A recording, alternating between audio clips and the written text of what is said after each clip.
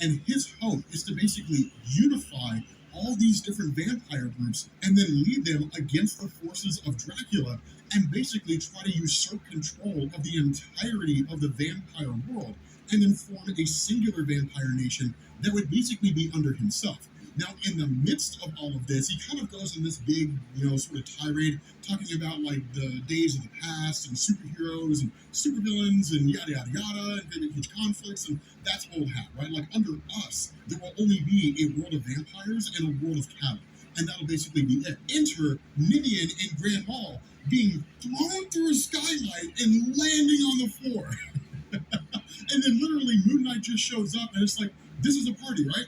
So let's party. And so in that moment, you have Tudor who just kind of dismisses this whole situation. So like, this is what I was talking about, guys. Like, this is what I was referring to.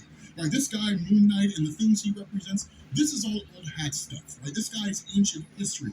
I vote that we kill this guy now as a semblance of our new union and the new direction that things are going to be going in. Now, here's the kicker of all of this, right? Reese and Soldier, two people who are vampires but are allies of Moon Knight, what they're doing is they've actually snuck into the building and they're tapping into the water systems, right? Security systems, the whole 9 yards.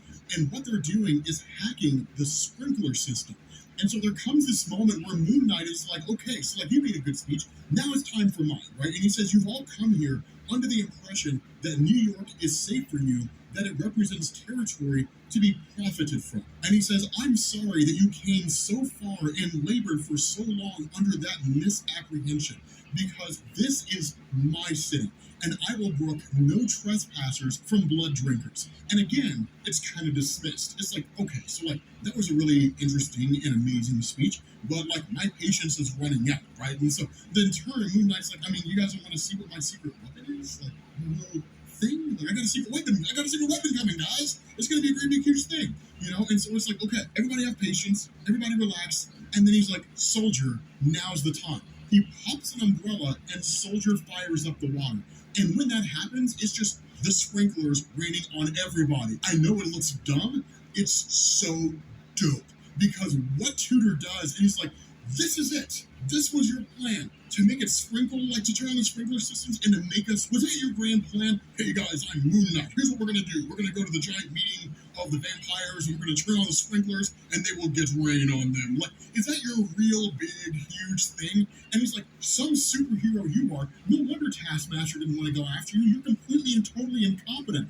And the response of Moon Knight is, you're not listening. I'm not a superhero. I'm a priest. And I consecrate this water to the service of Khonshu, that old miserable bastard. He turns it into holy water, right? Because remember, in order for water to become holy water, it just has to be blessed by a god. It doesn't have to be any one particular god, just a god. Everyone bursts into flames. It's amazing. It's like one of the most amazing things that I've ever seen with Moon Knight, right? Like all these vampires just burst into flames, and that's seemingly the end of them. Those individuals who aren't immediately killed by the holy water ultimately are taken out by like Hunter's Moon, who reemerges with a silver dagger designed to kill vampires, and then that same silver dagger is given to Mark Spector, who ultimately gets down to the Tudor, and where Tudor tries to bargain and tries to reason, what he does is he kills him on the spot, and then in turn, they find one person here who's a human, and is actually a spy working in the service of Dracula.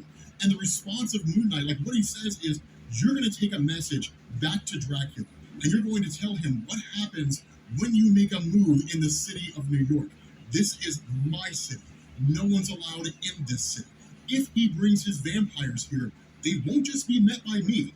They'll be met by me, my forces, the Midnight Suns, and Blade. With that being said, guys, we're going to bring this to an end. If you guys want to get caught up on everything related to Moon Knight, including the